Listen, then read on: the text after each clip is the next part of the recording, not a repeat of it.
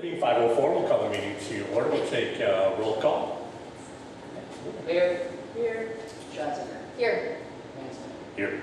Nesky. Here. Here. Fox. Here. No. We have a quorum. Give me a moment to take a look at the minutes from May 29th and seek a motion to approve if there aren't any changes.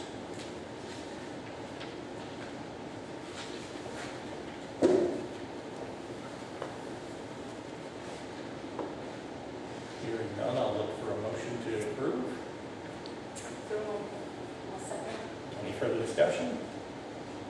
All those in favor say aye. Aye. Opposed? Should probably mention Max is here today and not Ashton, so just for the public record, so we'll get up-to-date information on that. But I'm going to turn it over maybe to Adam and Max for the next couple of discussion items, if that's all right. Yeah. Yeah, so obviously Ashton will be on leave for the next number of weeks, so Max is going to be the interim Parks and Rec Director, and then some of the things on the agenda here and in the Parks and Rec as Ashton is gone, and then she'll join us hopefully in October-ish. First thing on the agenda is the Selfridge Park Playground RFP. In your packets, before Ashton left, we did issue a request for proposals for a Selfridge Park Playground project. This has gone live, so we're sort of filling you in and giving you a little information about what happened or what's happening with that. For those that aren't aware here, we actually have tracked down the original renderings and plans for all of our playgrounds. So Landscape Structures is a company that did the playground in Selfridge. You can see these plans are dated 1996. Okay. So that is, this was done in 96. We have since also received from the same person, let me just see here, information on each other park. And as you can see here, Barlow 96, Eagle Park 96, Murray Park 97. So all of our parks were done in about a 2-year period, almost 30 years ago. So we are now at a point where they all need to be replaced in the next few years. I would say we don't want to space them like this. This is frankly a problem because now we're sort of under the gun with their age and how they have been maintained. They're still working. There's nothing in terms of some of the more modern features and inclusivity and accessibility. All of our parks are retired. If you all recall, last year we had applied for a game time grant and had gotten a grant to help fund the Selfridge project. Essentially, we would have had to have ordered it at that point, and with the Selfridge project in general, which is in your packet in the RFP that we're moving forward with, we wanted to kind of push hold on it because of some contamination. So where that natural play area, where that's directed over here on the map, Alliance Energy contacted the city and said, before you do this project, we want to get this soil remediated and cleaned up and out of there. So they have work to do there, so we pushed pause. And in doing so, it provided an opportunity to really look at this space. And Ashton and I felt it was appropriate to do an RFP to have companies submit proposals for the redesign of a park in Selfridge Park, so I'll play equipment. Obviously here it has a maximum budget of $200,000. That is just a max point. We certainly can scale down. So we have sent this out to Game Time or Wisconsin Minnesota Playgrounds is what they're called, Burke or Lee Recreation, natural landscape playgrounds, the same as I did it originally. And we're starting to meet with the consultants or the playground structures people over the next couple weeks. The idea here is for them to sort of work within a budget and go wild, instead of doing what we sort of did going back a few months, where we're sitting there looking at essentially pieces of equipment and parts and saying, let's put that in, or let's put that in. What they do is they come in, they look at the RFP, and they say, look, we're going to take this back to our designer and put everything together for you. Because all they're doing in their catalogs is basically taking all of their equipment and giving you an example of what can be done. And then they go and they essentially can rebuild it any which way. So we've put in here sort of a guideline for them in terms of design. We're really looking for nature, embracing water, embracing animals and wildlife. So we anticipate a few responses to this. The other thing is promoting inclusivity, inclusive parks or accessible parks. While not everything within a playground is accessible, there are features and components that can be, and it's evolved rather quickly, as well as surfacing. We did not put wood chips in Selfridge. All the other parks received wood chips recently, and looks nice and all, but we would be looking for poured-in-place rubber. Just to give you an idea, poured-in-place rubber will double the cost of the equipment. So it's essentially 75 grand for a piece of equipment. It's probably 75 grand for poured-in-place. But ultimately, we are looking for them to, within a budget that we can scale down, essentially put together a proposal and be within a theme. So RFP was issued. The deadline is August 9th. What we would do is we review it as staff internally for completeness. We would bring it forward to the Parks and Rec Committee in August or September, depending on that. And whether there's a rubric created or we just go through them and pick, based on price, based on design, based on completeness, based on creativity, based on all the categories.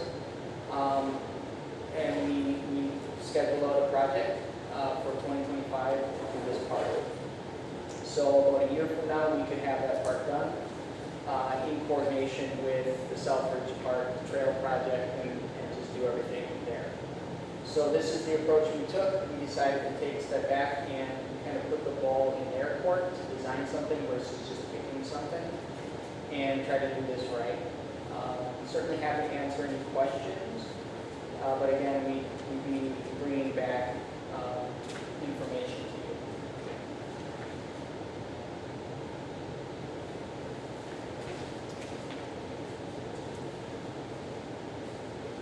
I think it's really good. Yep.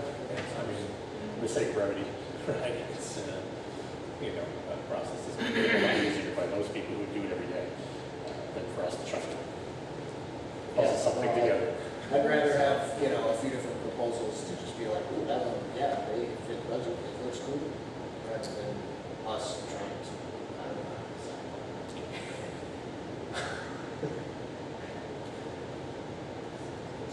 And so just be prepared. That's really more or less, if there's anything we missed here that we need to communicate out to the contractors or the vendors, we certainly can do that. We kind of took what we did and learned before and talked about before. And we'll just see what we get for a response. I fully anticipate at least 3 or 4. I just, this is where, and this is what we'll do for each. We'll pick kind of a theme or an idea, and we'll go in each part and do this over the next couple of years. I think this is exciting, and I think we all know, we probably wouldn't be on Parks and Recs if we didn't believe in how this helps enhance the whole city. And so this is exciting to be a part of. I'm glad to be a part of this team here.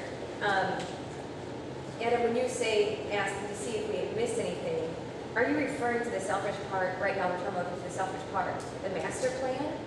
Is that what you're saying? What are you asking us specifically to say if you've missed anything? Mostly in terms of the playground design or any budget or scope that we're missing. So really in here, the design guidelines, we're, we write here, we're interested in nature theme to complement the park with water, the park trail system, outdoor amenities. A well-developed play value. Play value is looked at different things. We're looking at accessibility and safety as critical parts of this.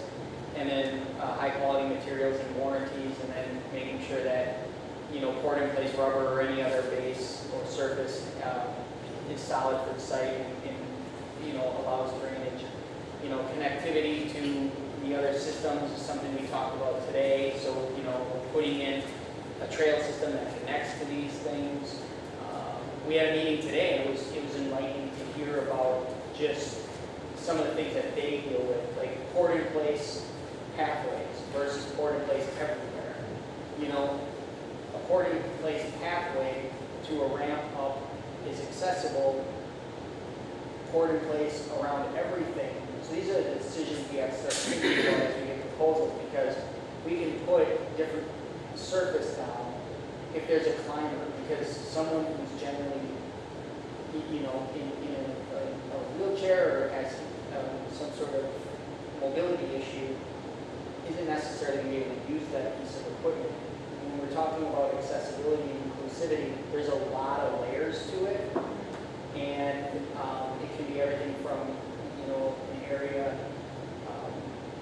with more better ramps to like slides to swings that are larger to sensory things to bongo drums to and that's what we can sit here and talk about that all day.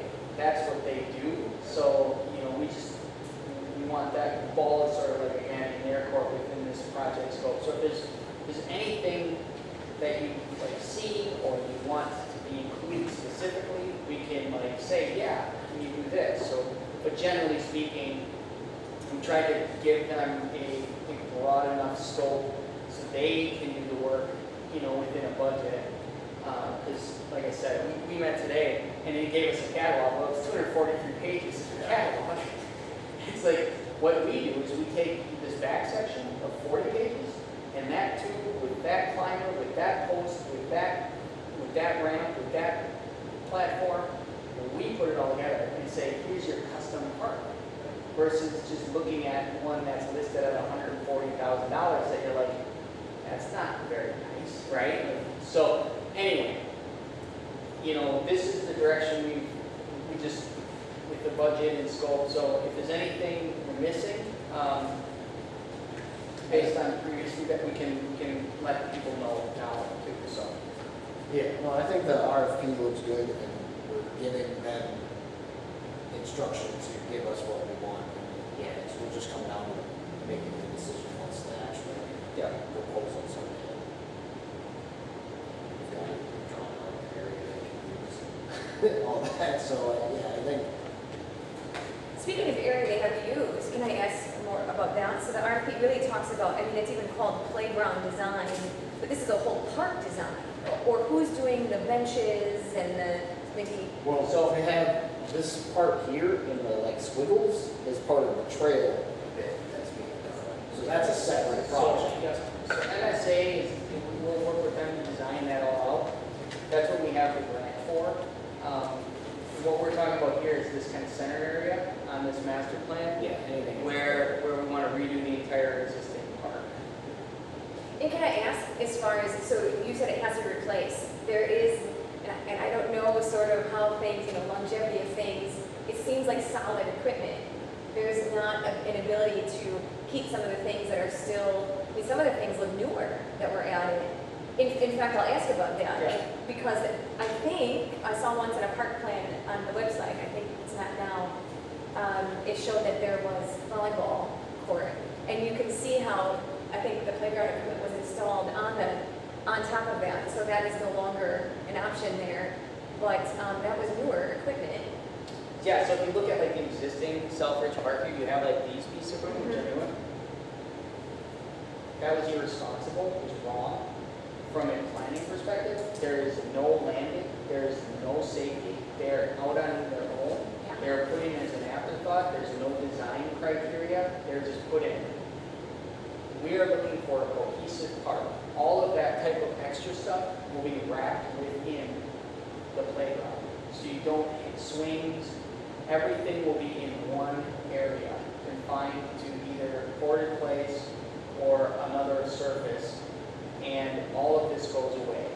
That is, they will put together a proposal that says we will rip out everything that's there, we will install everything you want us to install, and here's what it will look like at the end. So are you saying there's no value on repurposing any of this, moving it, that it costs more, you know, then it's more affordable to literally have them take it away than to us to move this and incorporate it? There's no other place that these things would fit that would make any sense in our current park plan when we have a goal of redesigning everything, and these were an afterthought to begin with. These are not like cohesive playground design. These are things that have been installed because there was money or because maybe somebody donated, and we thank people for that and we understand, but these are not appropriate. And in saving them at this point, there's more value in probably budgeting to replace all of this park equipment than there is in trying to repurpose it. They take it, I know there's companies out there that will refurbish it and send it overseas, or take it to other areas where, but we are, you know, to pull these things out when they have concrete foundations, try to put them back in, it is more effort than they are worth at this point. We're talking about pieces of equipment generally that last 15 to 20 years. That's where the play structure is generally at. All of these things are well beyond their useful life, particularly if we want to set a better standard in our parks. We don't want to just reuse old stuff as fiscally responsible as that may seem to some. All you're doing is repeating this mistake by taking this out and putting it in another park where it doesn't fit. It's not a safe thing. Like, we're not, every park equipment has some danger, don't get me wrong. But in terms of some of these, there is no landing. They were just put in the middle of grass. That's volleyball court. That's not what, we may move the park forward just to be able to connect it more. So we'll go through those and we'll work in tandem with whatever company selected with the greater park plan there to make sure it all fits and you got the right paths going to the right places. But generally speaking, cohesive, nice design, not random plot. Thanks for explaining, because I didn't know the cost of removing would be that prohibitive versus new, so that's helpful. And just so I know, this is the playground design for the play equipment. The rest of the park we're working with MSA to get that. There's a larger plan for all parks, and including, let's say, I'm not saying this is what we put in this park, but let's say we reinstall a volleyball court there. This is now not the time, because that would not be in this. That's not in the current plan, nor was it in this plan. We were going for a more passive recreation plan with fishing, hiking, biking, and kayaking and canoeing. So hence the outdoor theme with kind of nature as the playground. So you may see companies come back with like green, or their top of their poles that go up, foundation poles may have like a evergreen tree on top of it. So, you know, or leaves, right? So that's the idea for this park. It's more passive outdoor recreation. So, and we've invested obviously a lot of money in Barlow Parks, sand volleyball. We would just say that's a more appropriate place. We don't want to spend another 30 grand doing that here. It's better spent in the playground, frankly. No, it makes sense to have a couple of parks that are just play parks, and then a couple of parks that are recreation parks, like here we have baseball diamonds, although we've got some volleyball and baseball diamonds. Makes sense to have a couple of parks that are just running around in. And this one, priority-wise with the grant and then the Boys and Girls Club, we want to make sure that they have an accessible park down the road. Any other questions for Adam? Nope. Care to update us on the ball diamond improvements on the infield project? I don't know. This one's kind of confused as well. There's a lot to look at in It's there. a lot to look at. So, I think ultimately where we are at, last time we had met, we talked about what to do with Murray Park lots. And the conversation was about removing and replacing the grass infields. Because there's currently a lip on each one of them. And, you know, the numbers were getting pretty high. So we met with the Diamond Boosters and the Youth Baseball Clubs and talked, we originally met with them, we did a survey. The number one priority they all said that we need to address was the infields at Murray Park. So whether that's the city or collaboratively, we haven't gone that far, but ultimately that was what the message was from all the groups that are using the fields. Ashton put together and reached out to Ripon College, reached out to other excavating companies that work in this space to find companies that can put together a proposal to deal with the infields. In meeting with the youth clubs, I would say like 2-3 weeks ago, we had talked about what their thoughts was about removing the grass altogether, and then we actually talked about removing the grass in the infield all the way to the fence line. Essentially, you have, you know, instead of the infield where there's grass, and then also like the infield line along the fence, and then also the infield pitching like area, center area, it would go, the entire area there would be mix or infield mix. And they all agreed from a cost and maintenance perspective as well as a utilization perspective. They are apparently more flexible. They can be used for softball, they can be used for t-ball. It's just a little bit more versatile. They all recommended, yes, go that route. So there's been a lot of back and forth over the years, whether grass infield or no grass infield. I think there's a general consensus that taking the grass infields out all the way back to the fence line is probably the best direction. It's a little more money up front, but it's less over time.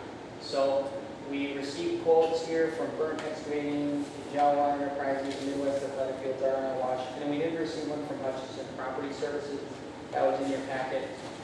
We received that earlier. We didn't get it because Ashton's email was not forwarded to us, but ultimately there's a wide variety of price here, with Hutchinson Property Services coming in at $59,224. That's what, you know, less than half as much as the next quote. So I left a message for Hutchinson to see what I could glean from that quote, just to make sure it's apples to apples. I have not been able to talk to them about that. Ultimately, that is an incredible price if that's what we hope it is. But we have to confirm that, and then we ultimately we have to find money to pay for it. Right? That is probably the bigger concern. Is when we do it, how we do it, or when we do it, and how we pay for it. At $60,000, probably more comfortable than being able to do it this year. At any of the others, we probably would be looking at trying to budget or trying to get it done a different way. We'd have to take this to the council or request to be put in the budget for next year. Timing is never great with this because I'm guessing if we wanted to start it this year, we could and get it done in the fall. To have spring, then it'd be okay, or we'd be saying start it in the spring and get it done before baseball season. And you're risking a little bit there. So, so this is what we have kind of put together. We certainly can digest it. You can recommend something. You can just wait another month. Totally up to you. I don't have a great feeling on it, just because it came back that much lower. But I also don't want to miss out on a really good bid. opportunity. So. I guess once you get clarification on whether this is what Yeah. the scope truly is, Right. And my other concern was, would they haul away? Because I see one of them says we won't haul away, and then a few of them do say they will, and I don't think I saw that in here on whether they would take it out or not for disposal. So Who's mainly playing right now on these, other than, anyone that wants to, use the? So we currently have agreements in place with the Ripon Youth Baseball and Softball, the Ripon Diamond Boosters, and the American Legion to use in our fields. We do not have an agreement with the Ripon Area School District. We continue to try to work as a group and meet regularly to talk about maintenance. There is hopefully going to become a proposal to this board in the next couple months from the Diamond Boosters and Youth that are working on a batting cage project, enhancing the batting cages. The agreements with the Diamond Boosters and Youth clubs expire at the end of this year. It's been a 3-year term. So we'll have to revisit those in the coming months. Ultimately, they're responsible for the maintenance and upkeep of sort of the day-to-day. Traditionally, the city has done more in terms of some of the infield work. I know some outfield work was done on Field 6 a couple of years ago that was donated. The last time any of these were redone was in the last, I would say, 5 or 6 years, and the city actually performed the work. All of these companies came by recommendation of actually the material company. They supply like the mix, and they're like, oh yeah, here's a list of contractors we work with across the state. So, while I'm not saying the city couldn't do some of this work we still have the material cost. The material cost is rather expensive. So we put together kind of a request for proposals from everyone, and here we are, right? And they're using them. They take care of painting the lines. There's people using it right now. They're supposed to kind of leave it like you met it, right? They take care of the garbage, right? We don't charge them anything. We're supposed to be working on projects like this collaboratively, which we are talking more about. Previously, it was kind of just all over the place. So on that note, Yes. you were making a bigger decision, and you just said you're supposed to be working collaboratively, or that's the goal. What is our plan to do then with these groups? Our plan is, at some point, the fields are going to need a significant amount of investment, which we can talk about in a minute as well, but we've met with them, we surveyed them, they've talked about doing batting cages, which is it's tens of thousands of dollars by the time it's all said and done. I mean, if they would take on that financially, great. Do we expect them to spend $122,000 to fix up the ball fields? I'm telling you, they probably don't have it. Are they recommending this? Are they recommending this? So this is what quality, this is what they would recommend? They recommend removing the infield. Right, we've already surveyed them, and this was their. Yeah. This is being new, so thank you. So that is the backward. That's been Yeah, we already surveyed that, and I actually suggested that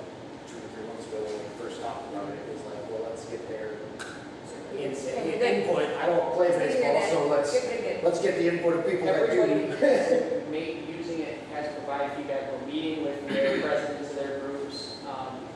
So we met twice this year. We haven't met with the group ever before then, other than to yell at each other pretty much. So it, you know, Nice. no, we're at a better spot. It's just the cost of this, and we're not charging to use the facilities anymore. So we're heading into a contract here. We just got to figure out if this is a priority, because it's only going to get worse down there in terms of some of the tripping and the condition of the infield. So we wouldn't need an irrigation system anymore. There's just a lot of positives to this. So I certainly can do more, bring it back if you're not comfortable. Yeah, I think we just need a little clarification on Double check whether that, yeah. this one is complete, and then, like Jason said, one of them mentions, we're not gonna haul it away, and the other one mentions, we will haul it away, and then the other 2 or 3 don't mention anything about hauling it at all. So we need a few clarifications, I think, before we can make a recommendation. Okay. We will do that. So that's my motion. Clarification.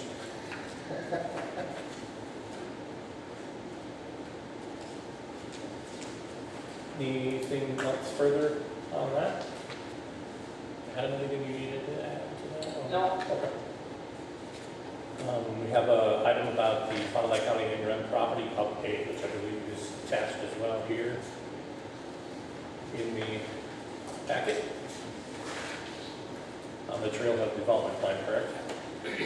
Yep, trailhead development plan. Right. So this was this goes back almost a year or a half ago. The committee reviewed this and recommended purchasing this for $10,000. So essentially, I just want to provide a quick update. I went to the county's finance committee meeting last week. This property was up for discussion. Due to some state and federal rulings and state law changes, properties that go in rem or that are tax foreclosed on, some of the processes have changed in the time that they have started this process for this property. So they had to get an appraisal, and I think I brought this forward to you all as well. And the appraisal came back at $23,000. So at $23,000, it's obviously more than $10,000. We presented this as a plan or as a kind of concept to the finance committee in an attempt to get support to have the property be transferred to the city at some point. They see the desire, they see the kind of the general concept here, and I believe they think it's positive and they want to work with us, but they will be listing the property at the appraised value amount and seeing if there it is. So, and if there aren't, they can then work through finding another way to determine fair market value. Ultimately, there's not a ton of back taxes owed on the property, but we'll just see. There's a bit of a, if it goes to bid, they set a minimum price of $23,000. Somebody could very well come in and bid that or more, and then this whole idea is gone, which, whatever. The city could theoretically bid. Or they don't, and it basically goes back to the drawing board again, and they say, well, you know, we can take this amount for it. I don't know what they're going to do. Ultimately, it's kind of a wait and see, unless we want to potentially overpay for the property. So, you never know what's going to happen with the bidding process. But the property remains rather invaluable. It's not overly valuable from for anything other than sort of this. But Yeah, I mean, put the house there. Right. It'd be difficult. So, yeah, we'll have to, I mean, somebody might try and grant it, just, run it up, it's who wants it, but. We can think of other things for $23,000, I think, right now. I can think of other things that we could do with it for $23,000 and just pump the brakes on this a little bit and hold, right? So, Question, so the county, so it was the committee, you said you went to the committee, and it's already, the county full board made the decision. Was there any reasoning that they provided to you that they haven't done this for other cities that have come to them like this? They didn't want to set a precedent, or they didn't want to make an exception? What was their reasoning that they shared? The state law and federal rulings recently have changed in rent properties or tax foreclosures, where they have to achieve fair market values or else it can be looked at as an illegal taking. So if you foreclose on a property that owes, say, only $5,000 property tax on it, and you go and you put it up for auction and it sells for $50,000,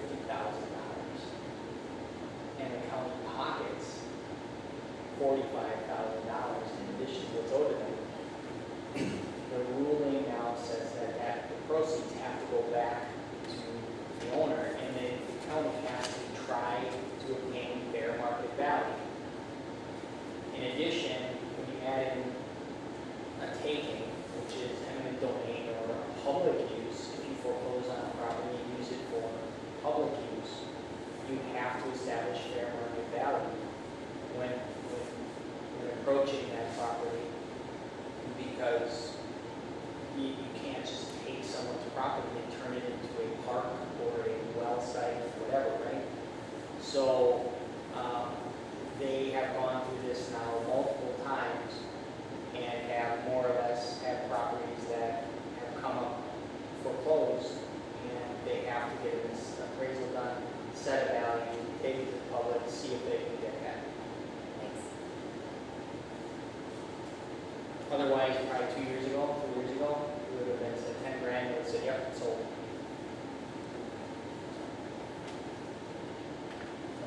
So we'll just monitor it. But so we're basically saying we're okay to lose this land, just so we're all, I mean, I haven't been into this discussion, I don't know how. It's, we'd like to have it, but it would be a great spot for a little, trail, but there's no point In in terms of- buying it just for the sake of buying In it. terms of the priorities, obviously adding a new park before we want to take care of. So this would be a project down the road, it's just locking it up. Right? Yeah, that should be awesome.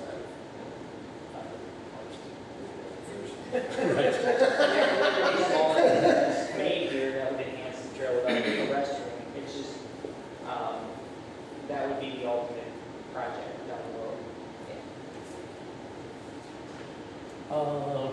Anything else on that? Otherwise, we'll move on to the department budget. I just threw this on here, if there's anything, we'll talk about this a little bit more, but I did want to share with you kind of a 10-year capital improvement plan for the parks. So next year we'll execute Selfridge, we also want to do park signs, so that's all kind of lumped into here. 2026, we'd be looking at doing Barlow Clark Playground, and then Murray Park quads, backstops, and then 2027 is just an idea to do some more Barlow Park improvements, meaning either the shelter or the restrooms. It's probably under in terms of the cost, but we're actually looking more at basketball courts. We're doing all those. And we're looking really heavy in 28 Murray Park, bag cages and parking lots and dugouts and things like that. And then 29 Barlow Park. Ultimately, this is just a lot of